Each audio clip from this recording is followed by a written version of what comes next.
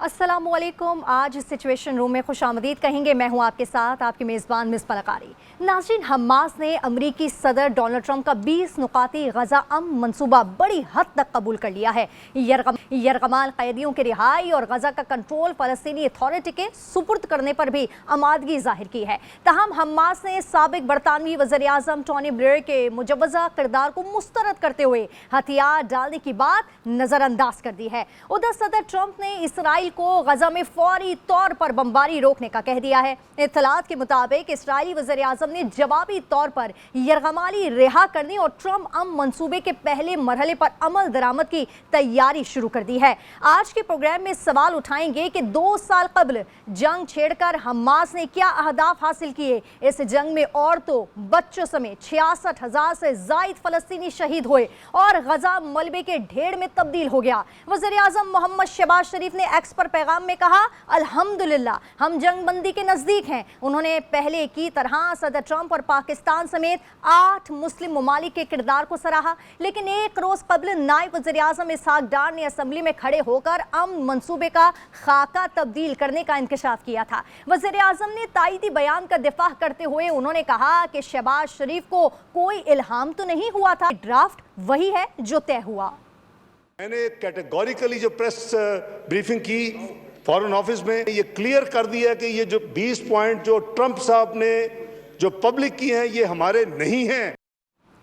वज़ीर आज़म ने 4 रोज कबल सदर ट्रंप के 20 नुकाती मंसूबे का खैर मकदम किया था, जिसके बाद सदर ट्रंप ने इसराइली वज़ीर आज़म के साथ प्रेस कॉन्फ्रेंस में ये दावा किया था कि वज़ीर आज़म और फील्ड मार्शल मंसूबे के फीसद हामी हैं।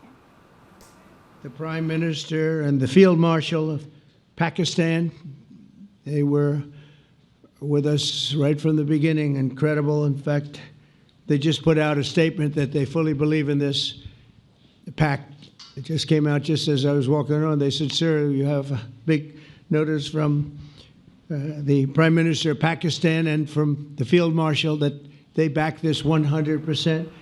क्या वज़ीर आज़म ने मुआहदे की हिमायत में जल्दी की या फिर इसहाक डार ने सियासी दबाव में मुआहदे से दूरी इख्तियार की? ये सवालात आज हमारे पेश नज़र होंगे। अपने मुहारिन से ये भी पूछेंगे कि क्या अब हमास की जुज़वी आमादगी ने मंजरनामा बदलकर हुकूमत की मुश्किल आसान कर दी है? हमें ज्वाइन किया है सीनियर तज्जियाकार है और एंकर पर्सन है आमिर ज़िया साहब ने। दिफाई उमूर के माहिर air commodore retired Khalid Chishti साहब ने भी हमें ज्वाइन किया है। बहुत शुक्रिया आप सबका हमें ज्वाइन करने के लिए। सबसे पहले चिश्ती साहब, प्रोग्राम का आगाज मैं आपसे करूंगी। सर, 2 साल कबल हमास ने जंग छेड़ी और आज जंग बंदी पर जुज़वी रजामंदी सामने भी आई है, जबकि हमास एक तरह गेम से बाहर हो गई है। फलस्तीनी अवाम तबाह हो गई और बिलअमूम मुस्लिम दुनिया को इसराइल से खतरात बढ़ गए हैं। सर, इस जंग में क्या खोया, क्या पाया, क्या कमेंट देंगे सर? बहुत शुक्रिया, आपने इनवाइट किया और आपने ठीक पॉइंट आउट किया कि हमास उस तरह इंगेज नहीं हुई या नहीं की गई जिस तरह होना चाहिए था। जबकि ऐसे मुआहदे जब भी दुनिया में होते हैं, जो आर्म स्ट्रगल होती है, ज़ाहिर है वो एक का हीरो होता है, दूसरे का दहशतगर्द होता है। ये तो सारी दुनिया में होता है, चाहे वो कोई भी तहरीक चली हो, तो उसको इंगेज ज़रूर किया जाता है। आपने नोट किया होगा कि आइलैंड में जब हुआ था उस वक्त भी इंगेज हुआ था, श्रीलंका में हुआ, कोलंबिया में हुआ, बहुत सारी दुनिया में जब ये इस तरह की कैंपेन चलती हैं। चलें और ज़्यादा फोकस करते हैं, PLO पर आते हैं। 93-95 में जब यासिर अरफात साहब ने ये एग्रीमेंट किया था, उस वक्त उसको ऑस्लो एग्रीमेंट का नाम दिया गया था, और वो भी 1960 की दिहाई से ये पैलेस्टीनियन लिबरेशन ऑर्गेनाइजेशन जो थी PLO, वो आर्म स्ट्रगल कर रही थी।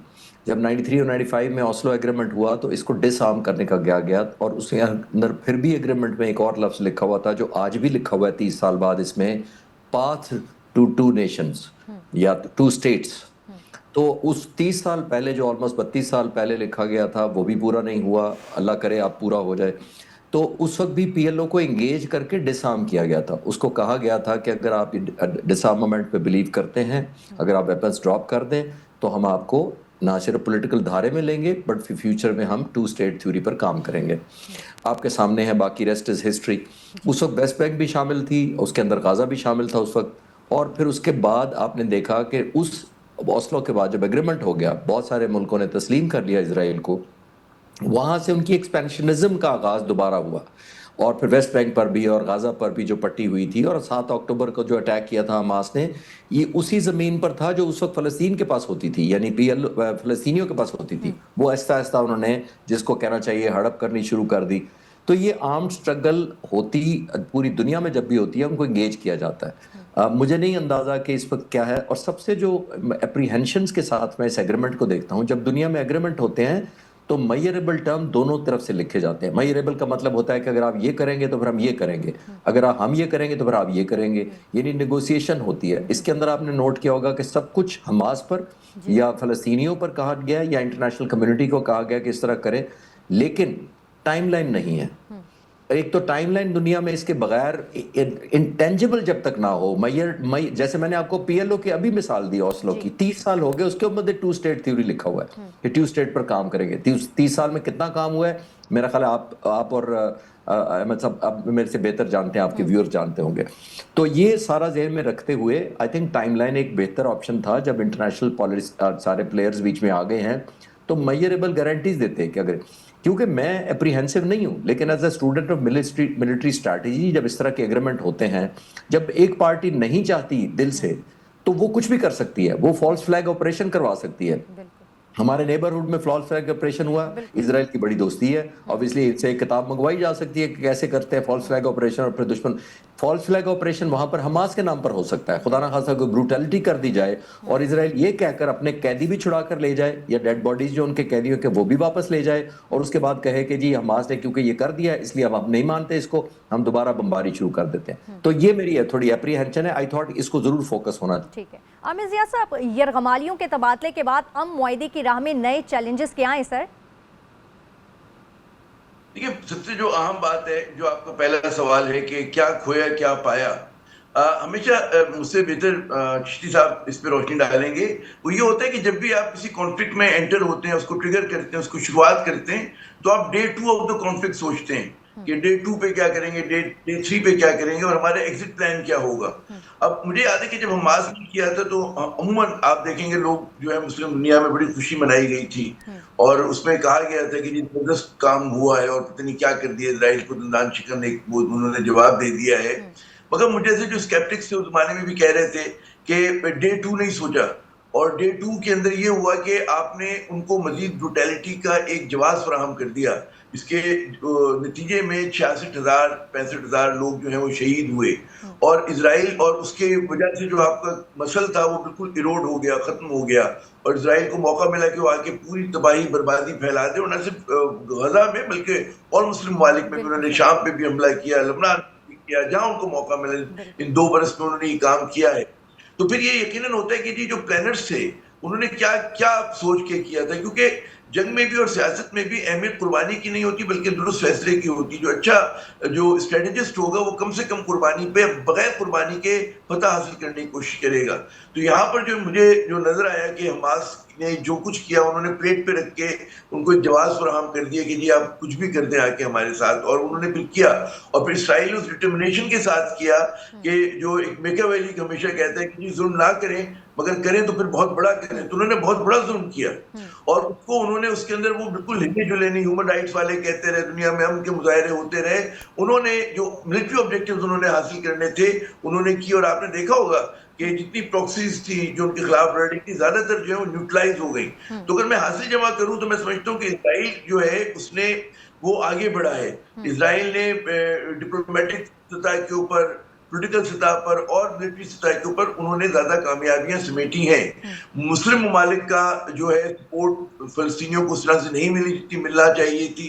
मैं नहीं ये कह रहा कि जाके जंग में शरीक हो जाते, लेकिन जो इवन डिप्लोमेटिक सपोर्ट एक मिल सकती थी, इकोनॉमिक उसके ऊपर वो अपना आप लिस्टिंग कर सकते थे, उन्होंने उसको नहीं किया। वो इस बात को डिनाइन करते हैं कि जी there is a lack of political will within the Muslim world, कि वो उस चीज के उन्हें इस बात के साथ है कि जी इजराइल और उसके जो बैकर्स हैं बहुत ज्यादा ताकतवर हैं और हम उनसे मुकाबला नहीं कर सकते। आपको ये भी देखना होगा, देखिए अफगानिस्तान में जब एक लड़ाई हो रही थी और पहले सोवियत यूनियन के खिलाफ फिर अमेरिकन और नेटो ट्रूप्स के खिलाफ, तो वहां पर उनका जोग्राफिया उन्हें सपोर्ट करता था। अफगान इंसर्जेंट्स जो हुआ करते थे। गजा में ये सूरत हाल नहीं थी। तो ये बिल्कुल एक बड़ा सवाल है कि जब आपको पता है कि इस दुश्मन से लड़ रहे हैं तो आपने क्यों जवाब फराहम किया। ये मैं नहीं कह रहा कि जी आप अब हाँ वो बेचारे मुश्किल में आ गए, मासूम तरकीब करें, लेकिन इसमें सोचने वाली बात नहीं कि जी आप किस जगह पे क्या स्ट्रेटेजी जो है बिल्कुल, आपने बिल्कुल अपनाएंगे। दुरुस्त फरमाया तो कि मैं हासिल जवाब डिप्लोमेटिकली सपोर्ट जिस तरह मिलना चाहिए था उस तरह मिला नहीं है। चिश्ती साहब, आपसे पूछना चाहूंगी, क्या ये मुआहदा सिर्फ इसराइल की जीत है? क्योंकि शायद नेतन्याहू के लिए भी ये इतना आसान नहीं। अगर पीछे हटे तो ट्रंप की नाराजगी और जंगबंदी हुई तो दाएं बाजू की अलहदगी और हुकूमत की कुर्बानी। सर, इस पर क्या कहेंगे आप? देखिए, आपने सही कहा कि नेतन्याहू को दो तरह का प्रेशर है। एक प्रेशर दुनिया का है कि 150 मुल्क तस्लीम कर चुके हैं, ऑल्दो अमेरिका हमेशा वीटो में आकर उसकी हेल्प कर देता है और जाहिर है, लेकिन एथिकल ग्राउंड्स का तो डिलीट नहीं किया जा सकता। 150 मुल्क आपको 190 में से या 192 में से 150 मुल्क आपको तस्लीम कर चुके हों। मोरालिटी के पॉइंट ऑफ व्यू से तो इसराइल बहुत कमज़ोर विकेट पर है, ख़ासतौर पर एक्सटर्नल अफेयर्स के पॉइंट ऑफ व्यू से। डोमेस्टिक बहुत प्रेशर है दो वजह से। एक मेनली जो आपने देखा कि उनके कैदी उनकी कैद में है हमास की, और कोई डेड बॉडीज़ हैं, ज़ाहिर है उनके जो चाहने वाले हैं ज़ाहिर है वो चाहेंगे कि उनके ज़िंदा हैं जो वापस पहुँचे, और जो डेड बॉडीज़ हैं वो भी उनको रिसीव हो। एक वो है, और दूसरा प्रेशर नेतन्याहू पर आने वाले अगले साल के 2026 के इलेक्शन का है। उसमें एक और चीज़ भी हमें सबको ज़हन में रखनी चाहिए कि बहुत सारे फ़लस्तीनी इजरायली स्टेट के अंदर formal as a formal citizen रह रहे हैं जिनको वोट का हक है।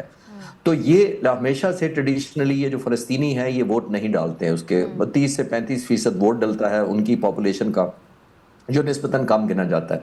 अब प्रेशर उसके पर दो तरह का डोमेस्टिक भी है। एक यही है कि हम कैदी रिहा नेतन्याहू करवाएं, दूसरा इलेक्शन की तैयारी करें, जो इस वक्त आइसोलेशन इसराइल की मॉरल ग्राउंड पर हुई है वो उसको शायद प्रेशर में डाल रही है। और दूसरा उसको ये भी, वो नेतन्याहू ये भी चाहता होगा कि भाई अगर मैं इलेक्शन में जाता हूँ तो मुसलमानों का सिंपैथी वोट भी ले लूँ कि मैंने गजा पर बड़ा एहसान कर दिया है, मैंने उनकी वो जुल्म और जबर छोड़ दिया है।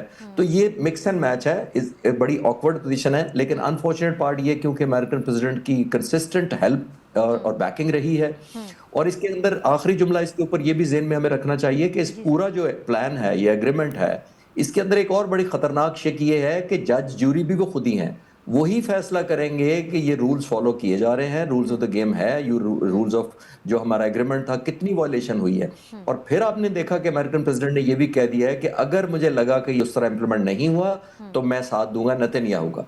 फिर वही मैंने फॉल्स फ्लैग से कनेक्ट करें कि जब वो चाहेगा इसराइल, खास तौर पे फॉल्स फ्लैग से करेगा, जब चाहेगा इसराइल के वो नहीं गोल अचीव करना चाहिए या वादे से मुकरना चाहे बदयांती की वजह से या सर्कमस्टांसेस चेंज हो जाए, तो वो फिर चाहेगा कि एक फॉल्स फ्लैग ऑपरेशन कराएं और अमेरिकन प्रेसिडेंट को कहें कि देखिए हमारे साथ जुल्म हो गया, अब हमारा साथ दें। तो बहुत सारे इफ हैं। हैविंग सेड दैट, लेकिन मैं पेसिमिज्म या नेगेटिविटी नहीं फैलाना चाह रहा।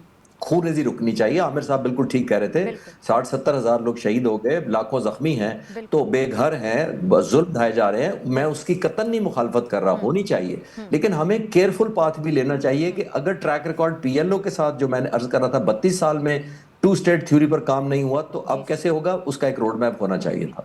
ठीक है चिश्ती साहब, इसी से जुड़ा एक और सवाल है, वो मैं आपसे करना चाहूंगी कि दुनिया के हर फर्द की ख्वाहिश यही है कि गजा में कत्लेआम बंद हो, लेकिन जंगी जराइम, नस्लकुशी और भूख और तबाही की जिम्मेदारी इसराइल पर नहीं डाली गई है। फिर अगर आज़ाद फ़लस्तीनी रियासत नहीं बनती तो क्या नौजवानों में मज़ाहमत जन्म लेगी? क्या इस तरह इंसाफ और अमन कायम हो सकेगा? सर,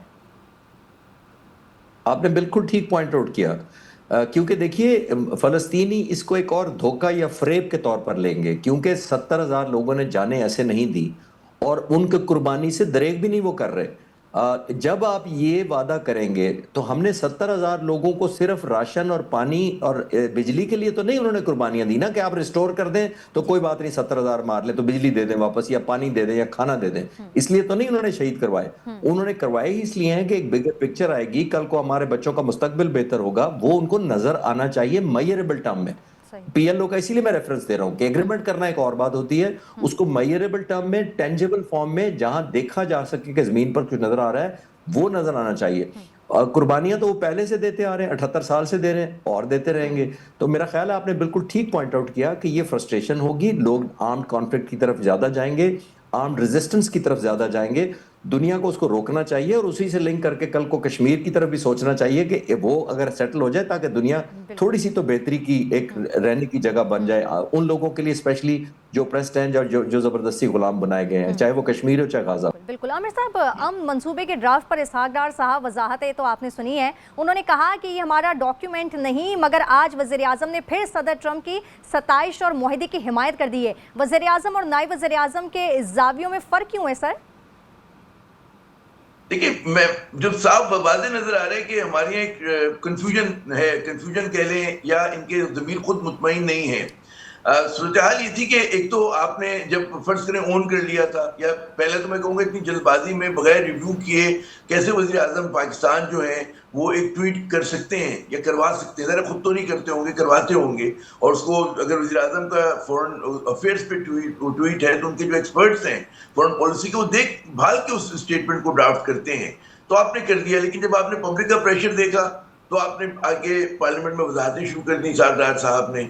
मगर अब पता चला कि जी हमास ने जो है उसको कबूल कर लिया, मतलब ज़्यादातर उसकी नुकात को कबूल कर लिया, तो फिर इनको एक मतलब सांस लेने की गुंजाइश मिली और फिर ये जाके उस पोजीशन पे खड़े हो गए। तो ये नजर ये आ रहा है कि काफी मतलब है कि ये चाहते हैं कि अमेरिका सरकार जो है, अमेरिका बहादुर जो है वो राजी रहे, और उसमें कोई बुरी बात भी नहीं है। जाहिर है कि अमेरिका एक वर्ल्ड पावर और पाकिस्तान किसी तौर पे सूट नहीं करता कि हम जो है उनकी wrong side of the fence जाके खड़े लेकिन हों। आमिर ज़िया साहब, पता कलामी के लिए माजरत, यहाँ छोटा सा ब्रेक लेंगे, आप दोनों हमारे साथ मौजूद रहेगा, आप देखते रहिए आज सिचुएशन रूम।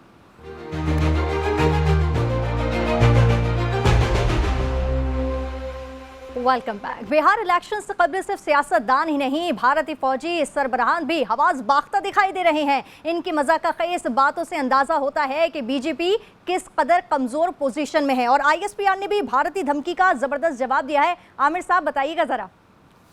देखिए, अभी जब हम ये प्रोग्राम कर रहे थे इसके पहले हिस्से में, तो ISPR ने बड़ा मेरे ख्याल में वाज़े दो टोक और जिस तरह की स्टेटमेंट दी है कि भारत के जो वजीर दिफा, उनके आर्मी चीफ और उनके एयरफोर्स चीफ जो प्रोवोकेटिव स्टेटमेंट दे रहे थे, इश्तियाल-अंगेज स्टेटमेंट दे रहे थे कि जी पाकिस्तान को सफेदस्ती से मिटा देंगे, उसके जवाब में ISPR की एक बड़ी डिटेल प्रेस रिलीज जारी हुई है, उसके टिकट भी चल रहे हैं इस वक्त हमारे सामने। उसमें दो बातें कि भारत हमेशा से एक विक्टिम कार्ड खेलता आया है और पाकिस्तान पे झूठे इल्जाम आयद करता रहा है, और उसके जवाब में कहा है कि अगर भारत ने फिर कोई जो है इस किस्म की कोशिश की, मुहिम जोई की कोशिश की, तो उसको पाकिस्तान एक उसका स्विफ्ट यानी कि फौरी तौर पे जवाब देगा, सब जवाब देगा, और जो भारत का कोई हिस्सा जो होगा वो वहां पर महफूज नहीं होगा। जो भारत को गलतफहमी है कि जी हमारी बहुत जियो स्ट्रेटेजिक डेप्थ है, पाकिस्तान डीप इनसाइड भारत जाके जो है वो जो है उनको सजा देगा। और ये जो उन्होंने कहा है कि जी पाकिस्तान को हम उसके कहते हैं ना दुनिया के नक्शे से मिटा देंगे, तो ISPR ने हमारी जो फौजी लीडरशिप है उसने वादे किया कि जी अगर ऐसा कोई चीज हुई तो फिर ये म्यूचुअल डिस्ट्रक्शन होगी, भारत भी जो है वो सफेदस्ती पे नहीं रहेगा। मेरे ख्याल में ये बड़ा जरूरी था कि एक तरफा तौर के ऊपर जो है आप देख रहे हैं कि भारत मुसलसल अपनी डोमेस्टिक पॉलिटिक्स की कंपल्शंस की वजह से जो है वो पाकिस्तान को धमकियां दे रहा है और ऑपरेशन सिंदूर 2 की बात कर रहा है। इस तरह का एक मजबूत जवाब आना बहुत जरूरी था, और मैं ज़ाहिर है कि साहब इस पर ज्यादा बेहतर अंदाज में रोशनी डालेंगे, लेकिन मैं ये समझता हूँ कि मैंने इतनी सख्त जबान ISPR की तरफ से इतना वाजे, इतना क्लैरिटी के साथ जो है दुश्मन को जवाब देना जो है मेरे ख्याल में बहुत अच्छा भी किया है, बर वक्त भी है, और उसकी जरूरत भी थी। जी बिल्कुल खालिद साहब, जिस तरह आमिर साहब ने भी फरमाया और ISPR की अभी अब से कुछ देर कबल जो है वो प्रेस ब्रीफिंग भी सामने आई है और मुंह तोड़ जवाब देने का कहा है। भारत की बोसीदा जो धमकियां हैं वो दुनिया जानती है। जी उन्होंने, मैं फॉलो कर रहा था, और इंडियन आर्मी चीफ ने कहा है कि हम पाकिस्तान का जोग्राफिया बदल देंगे। तो आमिर साहब की इजाजत से मैं कहना चाहूंगा कि पहले तारीख और जोग्राफिया बचपन में इकट्ठा पढ़ा करते थे, तो पहले लफ्ज आता था तारीख। मेरा ख्याल है पहले तारीख का मुताला कर लें कि अभी 4 महीने पहले क्या हुआ है, तो मेरा ख्याल है जोग्राफिया का बात में खुद ही समझ आ जाती है जब आप तारीख पढ़ लेते हैं अपनी। तो जो हुआ है अल्हम्दुलिल्लाह अल्लाह के करम से हुआ। फोर्सेज ने जिस तरह जवाब दिया, पाक फिजाइया ने जिस तरह कौम की तवक्कुआत से बढ़कर हिंदुस्तान को जवाब दिया, तो याद रखना चाहिए उनको। और एक मैं समझ रहा हूँ एक बड़ी एयरफोर्स है, उसका अपना एक ग्रेस होना चाहिए बिल्ट इन। हर महीने 1.5 बार, पहले तो 3 महीने उन्होंने इंडियन एयरफोर्स चीफ को बिल्कुल छुपाए रखा, उन्होंने कोई बात ही नहीं की। चीफ ऑफ डिफेंस स्टाफ ने सिंगापुर में जाकर कहा कि नुकसान हो जाता है, हमने टैक्टिक्स सीखे, फिर हमने हमला किया पाकिस्तान पर, बड़ा जबरदस्त कामयाब किया। आप टैक्टिक्स जंग के दौरान पाकिस्तान एयरफोर्स से सीख रहे हैं, लड़ाई करके जो 40 सालों से ऑलमोस्ट वो कॉम्बैट रेडी है, वॉर रेडी है, टेररिज्म के खिलाफ सोवियत यूनियन की ऑक्यूपेशन जब अफगानिस्तान में उस वक्त से, तो ऐसी एयरफोर्स के साथ आप टैक्टिक्स इंप्रूव कर रहे हैं। पहली बात तो ये है, और आपने 1000 जहाज रखा हुआ है और आप क्लेम करते हैं कि हमने सारे S-400 से मारे हैं, तो फिर सारी दुनिया को मेरा ख्याल है फाइटर जहाज बेच के S-400 ले लेने चाहिए। तो पहले अपनी कैपेसिटी बिल्ड करें कि ये जो 1100, पहले अपनी इनवर्ड अकाउंटेबिलिटी करें कि क्या खोया क्या पाया उन्होंने। हमने 400 जहाज, 350-400 जहाज हैं, हमने उनके साथ 6 जहाज मारे, उनके एक HQ-9B मिसाइल से मारा, तो हमने अपना अकाउंटेबिलिटी प्राइड के साथ कर रहे हैं। उनके पास 1100 जहाज हैं, वो कहते हैं हमने S-400 से मारा, और वो S-400 3 में से जिसके 2 को हमने टारगेट कर दिया पाक फिजाइया ने। तो ये मैंने इसलिए हिस्ट्री थोड़ी सी याद करवाई कि ये 4 महीने पुरानी बातें हैं। बिल्कुल सर। और अमेरिकन प्रेसिडेंट का मैं बस वेट कर रहा हूँ, जिस दिन थोड़े से ज्यादा गुस्से में होंगे वो खुद ही बता देंगे कि 7 जहाज किसके थे, क्योंकि उनके पास तो डाटा गलत नहीं जाता ना।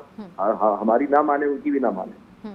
तो मेरा ख्याल है ये सबक ये हाई टाइम है कि वो सबक सीख लें।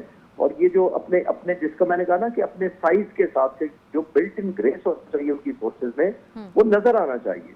उनकी अगर मिसयूज हो रही है, उनकी पॉलिटिकल पावर, पॉलिटिकल लीडरशिप अगर उनको मिसयूज कर रही है, तो वो इनवर्ड करे, ना कि लोगों का गुस्सा ठंडा करने के लिए फोर्सेस को यूज किया जाए और उनसे ऐसे गलत बयान दिलाए जाए। पहले उन्होंने 93 डेज के बाद ये क्लेम किया था कि हमने जहाज मारे हैं, इंडियन एयरफोर्स चीफ ने, और वो जो तकरीब ने पूरी सुनी, वो 58 मिनट की उनकी स्पीच है। 28वें मिनट पर जाकर उनको जिक्र याद आया अचानक के हमने तो जहाज भी मारे थे पाकिस्तान के। तो ये तो ऑर्डर ऑफ प्रायोरिटाइजेशन या एक सेंस ऑफ प्रोपोर्शन है उधर, कि आपको तो 93 डेज के बाद भी 28वें मिनट पे जाके प्रायोरिटाइज कर सकते कि हमने पाकिस्तान के जहाज मारे। तो ये काफी सबक होता है सीखने के लिए। अल्लाह ने पाकिस्तान को इज्जत दे दी है, कौम यूनाइट है अग्रेशन के खिलाफ। तो आई थिंक फ्यूचर में हमें ये सोचना चाहिए कि हिंदुस्तान को अब आगे निकलना चाहिए। बहुत जबरदस्त एयरफोर्स है, बड़ी प्रोफेशनल एयरफोर्स है। जब गलतियां हो जाए तो बजाय मलबा इधर उधर डालने के या उसको पॉलिटिकल मोटिव की तरफ कन्वर्ट करने से बेहतर है कि आप एक्सेप्ट करें और आगे चलें। बिल्कुल बिल्कुल। आमिर ज़िया साहब, पे दर पे आर्मी चीफ और फिर एयर चीफ के अपनी सफाई में बयानात और अपने जख्म खुरेदने के पीछे सर सोच क्या है आखिर? देखिए, बात ये कि भारत जो है सब आग से खेल रहा है। ये एक न्यूक्लियर आर्म जो है, दोनों स्टेट्स हैं, पाकिस्तान भी और भारत भी। तो अगर आप इस तरह का मतलब थ्रेशोल्ड जो है वो इतना नीचे लेकर आ जाएंगे कि चंद बकौल आपके के जो सो कॉल्ड दहशतगर्द हैं, बकौल उनके वो कोई भी कार्रवाई करें और आप पूरी रीजन को जो है आप जंग की तरफ धकेल दें, तो कोई अच्छी पॉलिटिक्स नहीं है। लेकिन फिर हमें समझना चाहिए कि भारतीय सुरमाओं का जहन वहां पर, क्योंकि हिंदुत्व की हुकूमत है, हिंदुत्व के एक बहुत ही तंग नजर मुतासिब किस्म के वहां पे लोग जो हैं वो हुक्मरान हैं, उनको हजम नहीं हो रही वो ताकत और वो इज्जत। यानी कि जो न्यूक्लियर पावर की लीडरशिप में जो ग्रेस, जो रिस्ट्रेन होना चाहिए, वो है नहीं। तो माफ कीजिएगा मुझे लफ्ज को इस्तेमाल करते हुए कि एक जाहिलाना तरीके से, कि जिनको ना तारीख का शऊर है, जहाँ उनको इंसानियत की कोई परवाह है, तो वो इस तरह की एडवेंचरस मुहिम जो ही कर रहे हैं, जो पूरा का पूरा रीजन, यानी कि आप ऐसी जंग की तरफ खित्ते को धकेलना चाह रहे हैं कि जिसपे कोई इवेंचुअली विनर नहीं होगा। और आप देखिए पाकिस्तान जो है वो जंगबाज मुल्क नहीं है। पाकिस्तान ने कभी भी पहलकारी नहीं की है जंग में, और ना हमारा इरादा है। लेकिन दायरे की दिफाई जंग और दिफा के लिए आप किसी भी हद तक जा सकते हैं।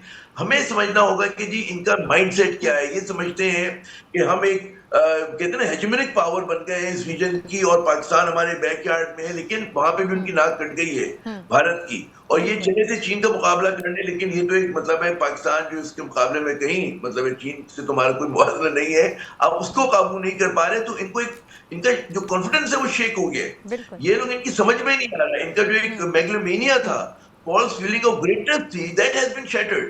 So ये लोग बिल्कुल इस वक्त बावले हो गए हैं, बावला कुत्ता हो गया है वो इस रीजन का, क्योंकि भारत है इस वक्त। और वो समझते हैं कि जी हम जो चाहे कर लेंगे, पाकिस्तान को धमका देंगे, फला कर देंगे।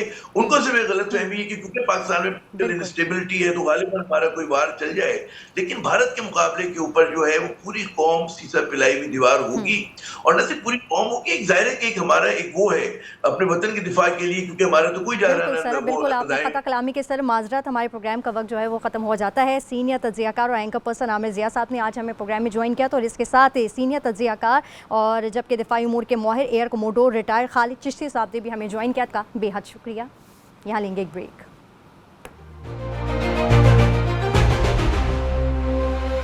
Welcome back. भारतीय army chief general Upinder Dwivedi ने राजस्थान में शिकस्त खुर्दा फौजियों से खिताब करते हुए कहा था कि ऑपरेशन सिंदूर के दौरान जिस तहम्मुल का मुजाहिरा किया वो आइंदा नहीं दोहराया जाएगा। वैसे तहम्मुल की जगह शिकस्त का लफ्ज ज्यादा मुनासिब था, जो वो शायद जबान पर लाने से डरते थे। भारतीय चीफ ने पाकिस्तान को धमकी देते हुए ये भी कहा कि इस बार भारत पूरी तरह तैयार है और पाकिस्तान को ये सोचने पर मजबूर होना पड़ेगा कि वो दुनिया के नक्शे पर रहना चाहता है या नहीं। क्या भारतीय चीफ ये कहकर खिफत मिटा चाह रहे हैं कि पहले वो तैयार नहीं थे? और ये बात तो पूरा भारत अच्छी तरह सुन ले कि पाकिस्तान हमेशा कायम रहने के लिए बना है। खुद अपनी फिक्र करें। मज़ाहिया बयान में भारतीय फिजाइया भी शामिल हुई। भारतीय एयर चीफ ने मजाका खेज दावा किया कि पाकिस्तान के F-16 और GF-17 तैयारे मार गिराए। हालांकि ये तैयारे तो इस ऑपरेशन में इस्तेमाल ही नहीं किए गए। जब इनसे 4 माह बाद जागने पर सवाल हुआ कि भला भारत को कितना नुकसान हुआ, तो वो चुप साध गए। सहाफियों के इसरार पर भी जवाब देने से ही इनकार कर दिया। जवाब देते भी कैसे? राफेल समेत 7 जंगी तैयारों का गम जो उनके सर पर सवार था, जिनके मलबे की तस्वीर और वीडियोस भी आलमी मीडिया पर वायरल हो चुकी। लगता है जंग के बाद अब इलेक्शन में भी हार भी बीजेपी और उनकी टीम का बन चुकी है। इसी के साथ इजाजत दीजिए, अल्लाह ने के बाद।